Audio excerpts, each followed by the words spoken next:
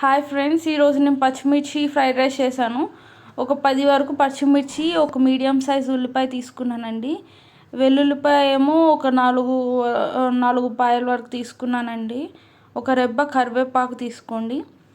And నేను ఒక stove మీద రైస్, ఇంకో స్టవ్ మీద ఈ ప్రాసెస్ చేసేస్తున్నాను. ఫస్ట్ తాలింపు గింజలు వేసుకున్న తర్వాత కరివేపాకు, వెల్లుల్లిపాయ వేసుకొని మంచిగా వేపుకోవాలండి. తర్వాత పచ్చిమిర్చి వేసి మంచిగా వేపండి.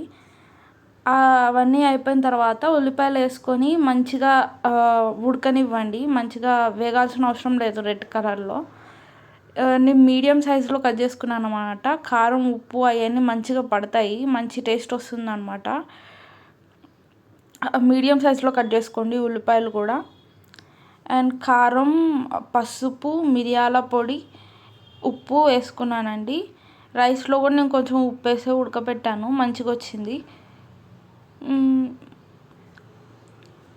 మీకు ఈ వీడియో నచ్చిందంటే నా ఛానల్ని సబ్స్క్రైబ్ చేసుకోండి.